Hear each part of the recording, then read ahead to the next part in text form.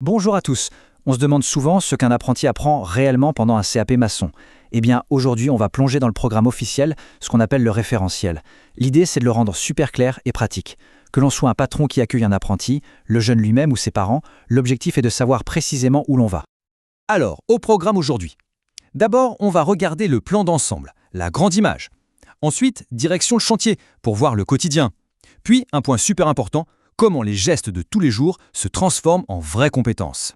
Après ça, on verra comment tout ça est validé, certifié, et pour finir, on découvrira pourquoi ce diplôme forme bien plus qu'un simple technicien.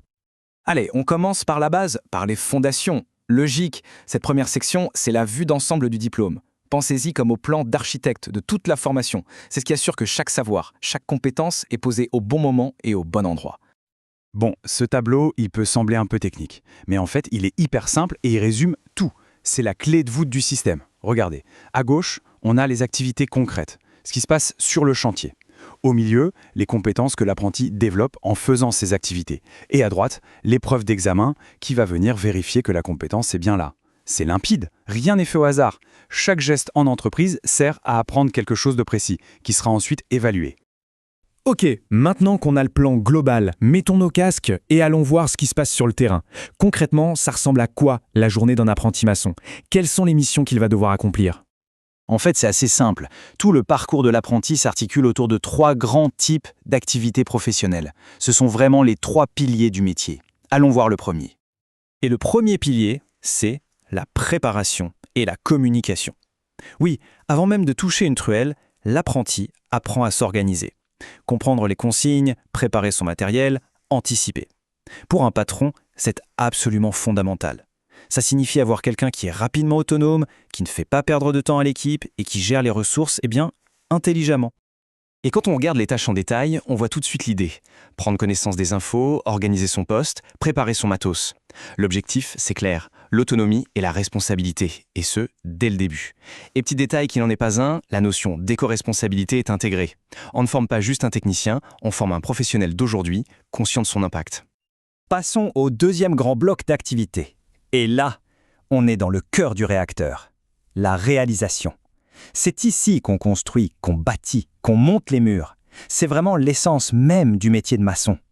Là encore, les tâches parlent d'elles-mêmes. Implanter, réaliser des maçonneries, couler du béton, faire les finitions, on voit bien que l'apprenti va toucher à tout le processus. Il ne fait pas juste une seule chose en boucle, il apprend le métier dans sa globalité de A à Z. C'est ça qui va le rendre polyvalent. Ok, on a vu les tâches, préparer, construire, etc. Mais la question qu'on peut se poser, c'est comment est-ce qu'on est sûr que ces gestes répétés chaque jour deviennent une vraie compétence, solide et reconnue? Comment on passe du faire au savoir-faire? C'est le point suivant. C'est une question essentielle, surtout pour un chef d'entreprise. Comment savoir si le temps passé par l'apprenti sur le chantier se traduit bien par des compétences concrètes, mesurables? Eh bien, la réponse, elle est dans la mécanique même du diplôme. Et voici la réponse visuellement.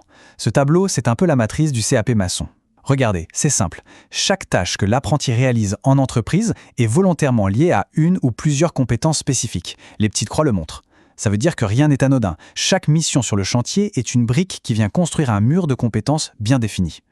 Prenons un exemple pour que ce soit limpide. Quand un apprenti réalise la tâche « tracer les ouvrages », il n'est pas juste en train de faire un trait à la craie par terre. Non, il est en train de travailler activement sur la compétence « implanter et tracer », qui est la capacité à positionner un ouvrage avec précision. Le geste du quotidien devient une compétence professionnelle officielle. Et ça change tout. Bon, on a compris comment les tâches construisent les compétences. C'est super. Mais maintenant, comment est-ce qu'on valide tout ça? Comment est-ce qu'on met un tampon officiel dessus pour dire « Ok, la compétence est acquise » et délivrer le diplôme? Le cheminement est en fait très logique en 3 étapes.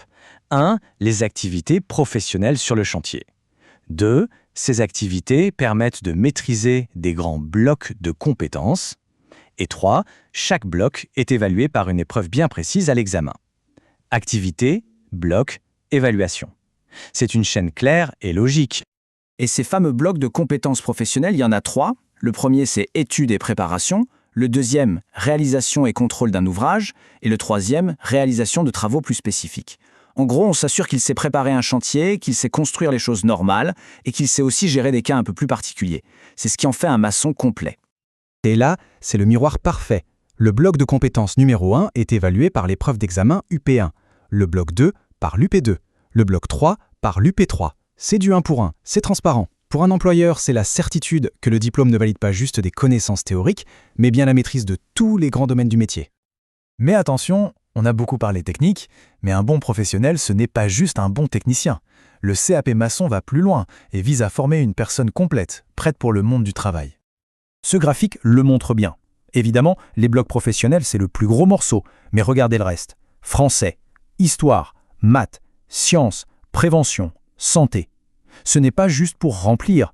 Le français, c'est pour lire un plan ou un mail. Les maths, pour calculer une surface ou un volume. Et la prévention, c'est juste vital sur un chantier. C'est tout ça qui transforme un jeune en un vrai collaborateur fiable.